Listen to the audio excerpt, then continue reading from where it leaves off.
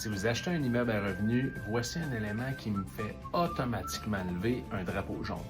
Quand je vois un bâtiment qui a eu clairement un agrandissement où les adresses de logement, c'est 200A, 200B, 200C ou 200-1 par exemple, -2 ou -3.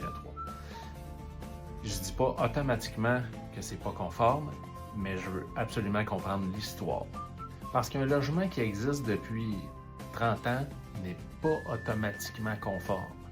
Puis, pour exemple, un triplex qui est construit dans une zone où le zonage autorise les triplex est encore une fois pas automatiquement conforme.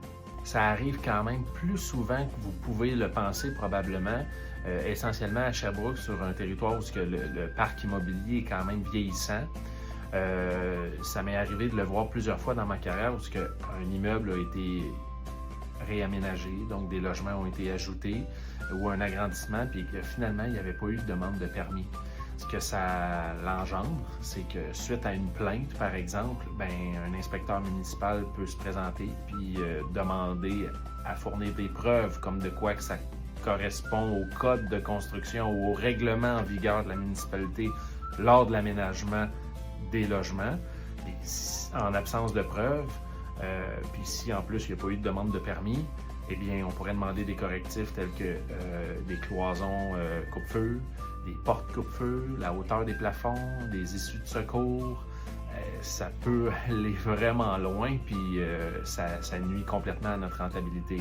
Donc concrètement, dans ma job, le défi, c'est que les propriétés à revenus se vendent relativement rapidement ces temps-ci.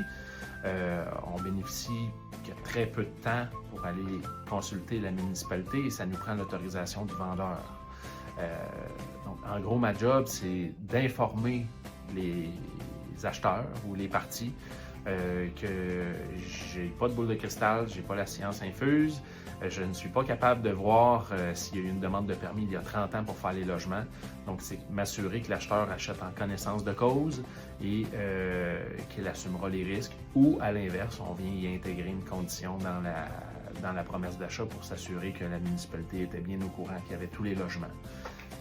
Croyance populaire, quand il est inscrit, exemple, un 4 logements au compte de taxes municipales, ça ne veut pas dire que c'est conforme pour un 4 logements. Le département des taxes, le département des permis ne se parlent pas.